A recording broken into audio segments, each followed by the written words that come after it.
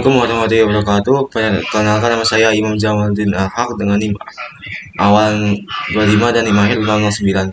Di sini saya akan mendapatkan bagian untuk melakukan troubleshooting jaringan. Di sini saya mensimulasikan troubleshooting jaringan pada lab komputer. Nah, ini pertama saya akan menjelaskan topologi jaringan yang digunakan untuk lab komputer.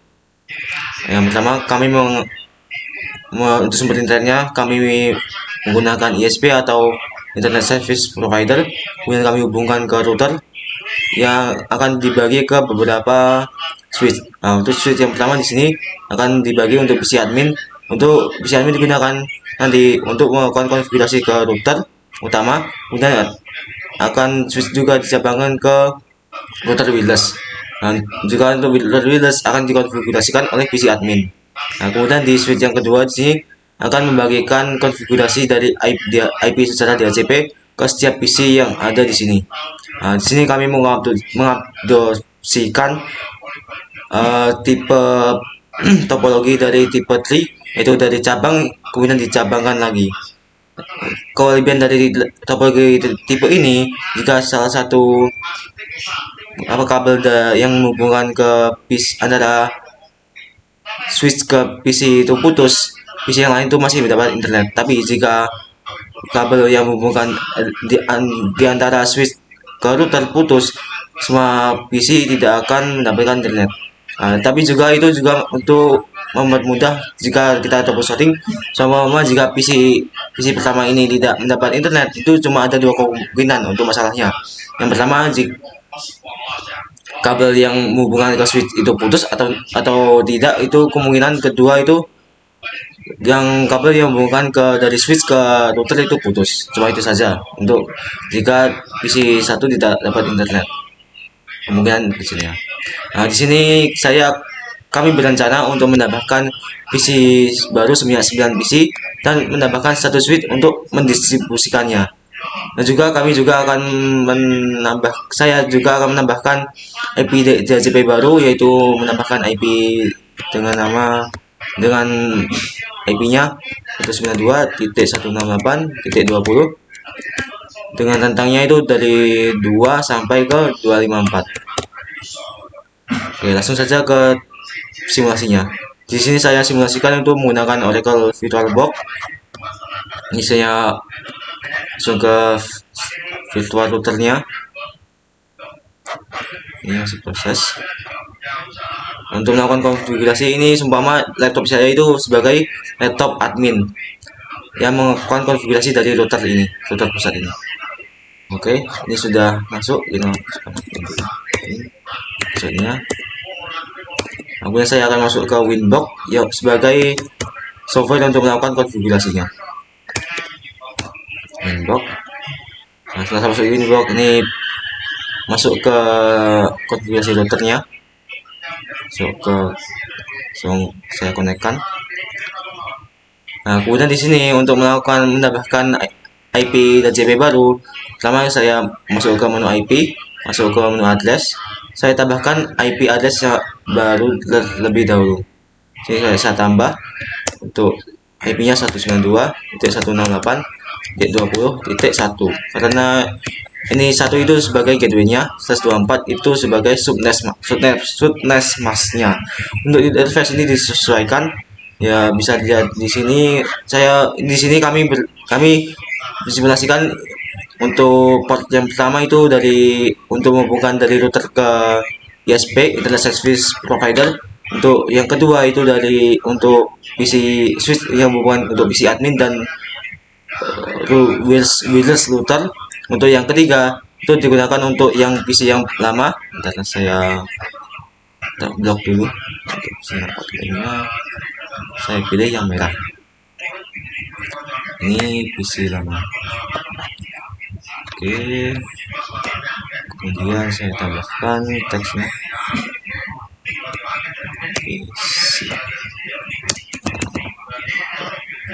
PC lama ini.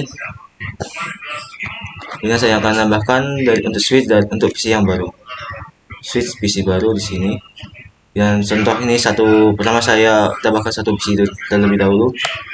Ini juga sama nanti untuk switchnya nanti IP-nya secara DHCP.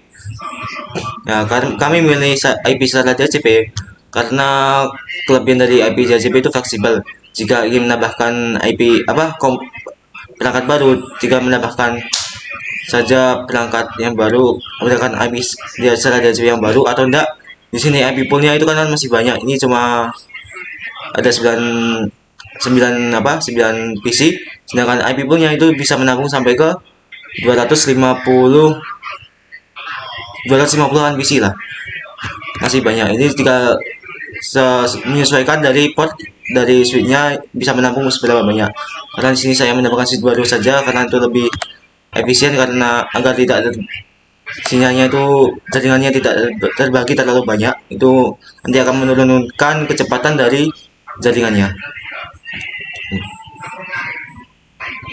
Ini kemudian masukkan ini, kemudian saya sesuai rencana tadi, simulasi tadi, saya akan masukkan ke port 4 untuk IP nya ini. Kita apply. Oke, kemudian masuk ke DHCP server untuk men-setup DHCP poolnya, IP setelah DHCP nya, tentang IP DHCP nya. Masuk ke DHCP setup, pilih header yang kita gunakan tadi, header 4 untuk PC barunya, digunakan ke header 4, kemudian pilih next. Ini akan terisi secara otomatis bila kita next. Nah, ini untuk gateway-nya itu akan juga terisi secara otomatis, kita kemudian next. Nah, ini untuk IP pool-nya ini bisa dilihat sini. Di sini rentang IP-nya tuh dari IP 192.168.20.2 sampai ke 20.254. Kemudian pilih next. Untuk DNS servernya ini otomatis saja. Ini untuk DNS yang pertama itu DNS dari ISP atau Internet Service Provider, yang kedua itu DNS dari gateway-nya, gateway yang kita gunakan. Dan pilih next. Timeless ini adalah waktu untuk mengacak IP-nya. Salah satu kelebihan dari IP secara DHCP yaitu IP-nya ini, tentang IP-nya akan terlacak secara otomatis. Umpama ya, ini untuk PC 1 itu untuk menit yang untuk awal-awalan itu IP-nya 10.2, dan setelah 10 menit IP-nya akan terlacak menjadi 10.3 atau 10.5 seperti itu. Nah, itu juga akan meningkatkan keamanan dari jaringan yang kita gunakan. Ini saya default saja 10 menit untuk penggantian IP-nya. Pilih next. Nah, untuk pembuatan DHCP tentang IP DHCP-nya sudah selesai. Kita bisa pilih OK. Kemudian untuk simulasi PC-nya nanti saya juga akan menggunakan VirtualBox. Di sini saya menggunakan Windows 7 untuk simulasinya. Nah, pertama kita pilih ke routernya. Saya akan di adapter 4 saya menggunakan bridge adapter dengan Siltech PCIe. Nah, itu juga nanti akan sama di yang saya visualiskan di Windows 7. Ini untuk settingan networknya juga sama, akan nanti ke adapter ke PCIe family control. Sudah seperti itu. Kemudian saya start.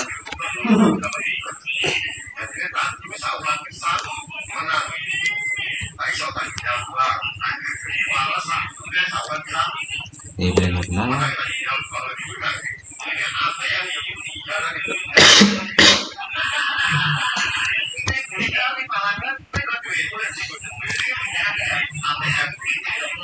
Dan saya masuk aja.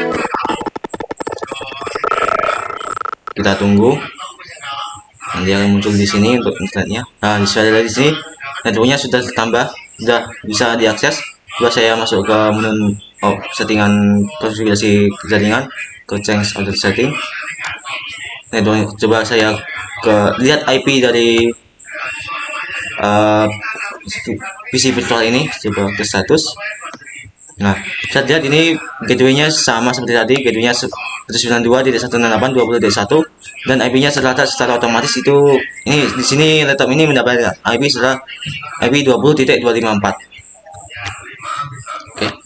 Itu saja untuk cara untuk menambahkan IP DHCP secara otomatis. Nah, ini saya copy aja untuk simulasinya. seperti ini saya hapus.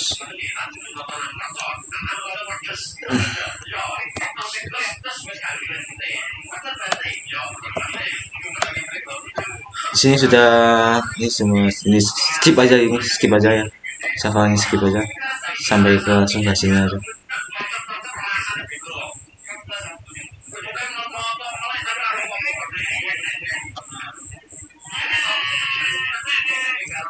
Ini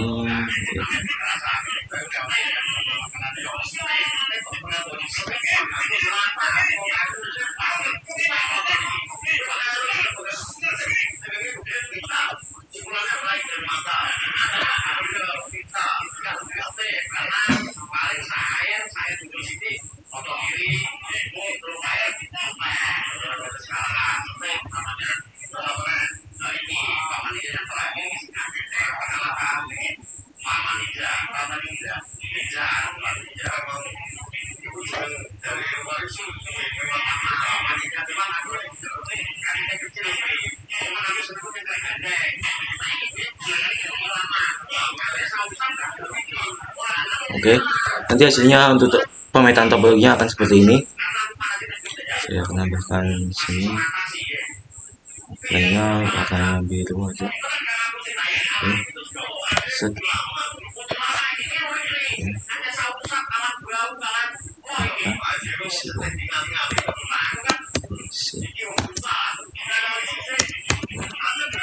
Nah, ini untuk pemetaan topologi yang baru. Ini akan PC yang lama ini menggunakan tentang IP-nya 10T2 sampai 254, yang baru menggunakan 20T2 sampai 254.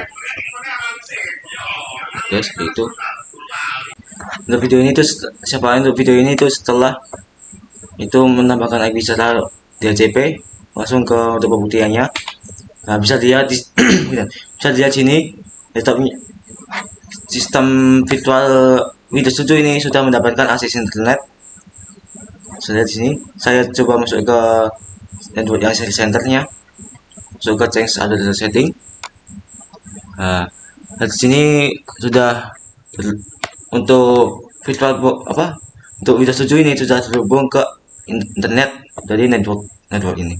Coba saya cek IP, mendapatkan IP berapa. Bisa lihat di sini untuk ngecek IP-nya. Pertama ke tadi yang di sini open network anxiety center, kemudian ke network anxiety center, dan ke change adapter setting. Nah, di sini pilih network 3, network ini sesuaikan setiap PC itu berbeda-beda. Masuk ke details untuk melihat IP-nya.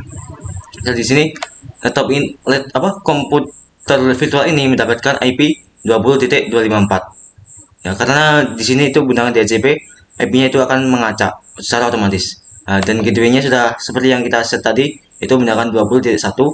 Nah, di sini untuk DNS seperti yang di set di DHCP server tadi, itu DNS-nya itu menggunakan ini DNS dari ISP atau Internet Service Provider, dan gateway dari DHCP yang kita gunakan. Dan saya akan lanjutkan ke tes nge-ping dari laptop ini untuk memastikan apakah sudah benar-benar jaringannya sudah normal atau tidak. Coba saya pakainya command prompt. Nah, sini command prompt. Coba saya ping ke ISP-nya, yaitu dengan IP ISP-nya 192.168.1.1. Nah, bisa dilihat di sini dari 3 paket yang dikirim, 3 paket yang terima dan 0% yang lost. Coba saya ping ke Google, ping google.com.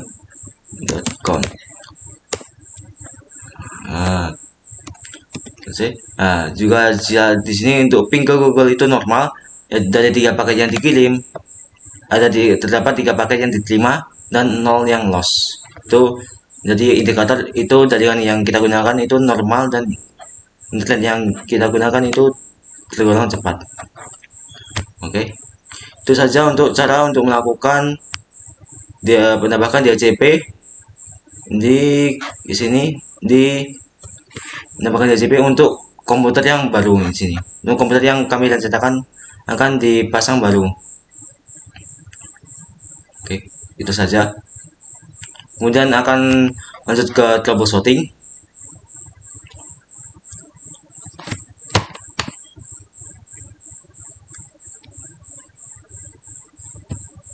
Kemudian di sini untuk troubleshootingnya, di sini saya mendapatkan sebuah laporan dari guru, salah satu guru, yaitu handphonenya itu terkoneksi dengan jaringan WiFi, tapi tidak bisa digunakan untuk internetan atau tidak dapatkan akses internet. Sebentar, saya akan coba sambungkan layar dari handphone ini ke laptop agar dapat menampilkan layarnya. Ya. Saya tampilkan terlebih dahulu. Ini untuk menampilkannya saya menggunakan software SCRPY. Ini saya coba. Nah, ini just tampil untuk tampilan dari handphone salah satu guru tersebut. Ini coba bisa lihat, ini dapatkan terhubung dengan jaringan WiFi, tapi tidak bisa digunakan untuk akses internetnya. Nah, bisa lihat sini, untuk ini proses buka YouTube ini loadingnya lama. Nah, pertama saya akan melihat dulu dari konfigurasi dari IP-nya apakah secara otomatis atau tidak. Masuk ke sini, masuk setelah lainnya. Nah, bisa lihat tidak ada akses internet. Coba saya bisa lihat, oh di sini ternyata pakainya DHCP, sudah benar pakai DHCP, karena wifi-nya itu kami simulasikan itu menggunakan IP secara DHCP seperti ini tadi. Bisa lihat untuk ini di sini, untuk wifi routernya juga menggunakan DHCP, tidak menggunakan IP-nya statik. Kemudian saya akan coba lihat di bagian mana ya, ada kemungkinan lagi itu di bagian ke setting. Kemudian ini kemungkinan kedua itu guru tersebut itu menggunakan VPN atau DNS. Coba saya lihat apakah ada VPN yang menyala. Di sini tidak ada VPN yang menyala, bisa lihat. Kemudian saya coba lihat ke DNS-nya, apakah ada DNS yang menyala. DNS-nya, oh tetap di sini otomatis. Oke. Coba saya lihat ke di sini konfigurasi, untuk konfigurasi filternya kami menggunakan MAC address filtering, itu untuk memfilter MAC address yang terdaftar saja di WiFi-nya. Mungkin handphone dari salah satu guru ini belum terdaftar untuk MAC address-nya. Coba saya masuk ke settingan untuk routernya 192.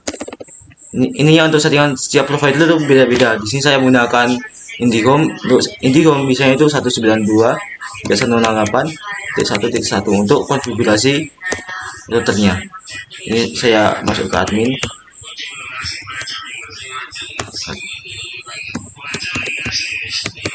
Nah, untuk passwordnya juga itu bervariasi, setiap routernya itu berbeda.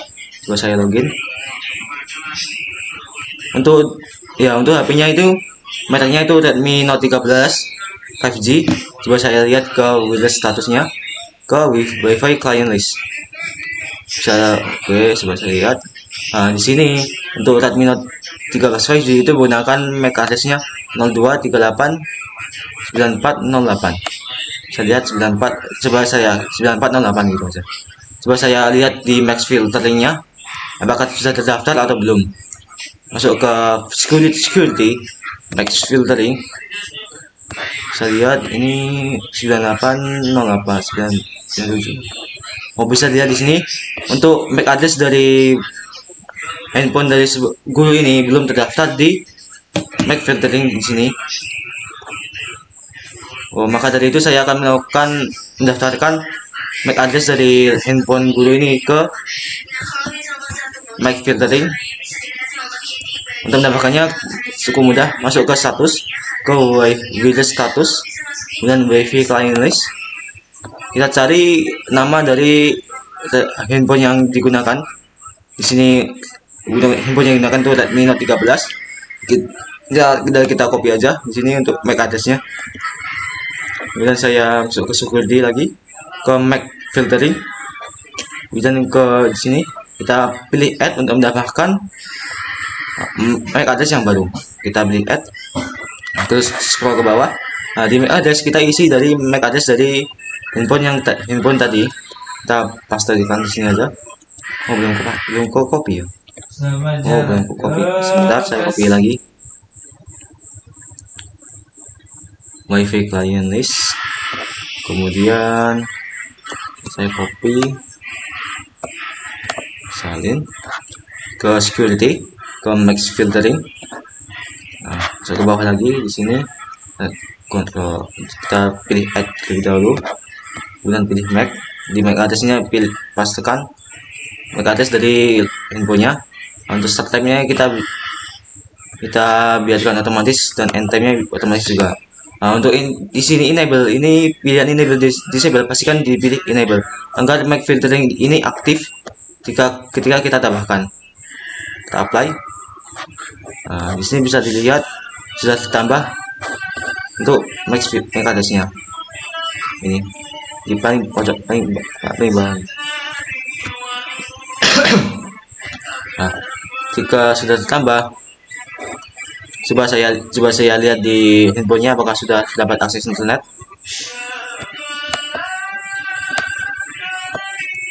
Dan sebenarnya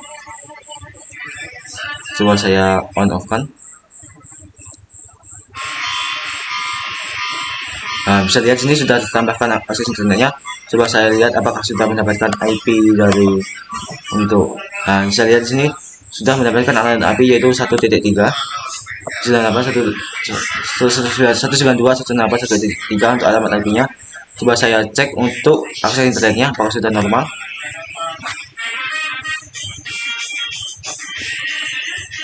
Oke, kita tunggu. Nah, bisa lihat sini sudah normal untuk akses internetnya. Coba saya gunakan, jangan di YouTube ya, jangan di apa NSC, coba pakai NSC yang copyright. NSCS ini coba saya putar ini apakah bisa. Nah, ini sudah bisa muncul iklan akses internet sudah normal kembali. Kemudian itu saja untuk kasus dari handphone ini yang sebelumnya tidak mendapatkan akses internet, terhubung ke itu saja troubleshooting dari handphone ini yang sebelumnya mendapatkan. Itu saja troubleshooting dari handphone ini yang sebelumnya terhubung dalam wifi tapi tidak mendapatkan akses internet menjadi mendapatkan akses internet. Untuk penjelasan MAC filteringnya, ini saya pilih whitelist, itu ya maksudnya itu di yang list yang saya tambahkan di sini, MAC address yang tambahkan akan menjadi hanya yang dapat mengakses internet. Kalau saya pilih blacklist itu yang dikecualikan. Kalau pilih whitelist yang ada di sini, yang di list untuk MAC address-nya. Itu saja dari saya. Terima kasih. Dari video ini dapat diambil kesimpulan bahwa yang pertama saya lakukan tadi itu menambahkan IP secara DHCP atau otomatis untuk topologi PC yang baru pada simulasi lab kami dengan cara saya menambahkan dengan cara virtual.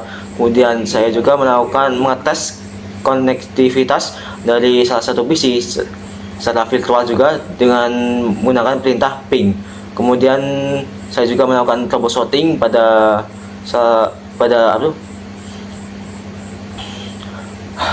Kemudian saya juga melakukan troubleshooting dari salah satu laporan guru, yaitu HP-nya itu sudah terkoneksi ke WiFi tapi tidak mendapatkan akses internet.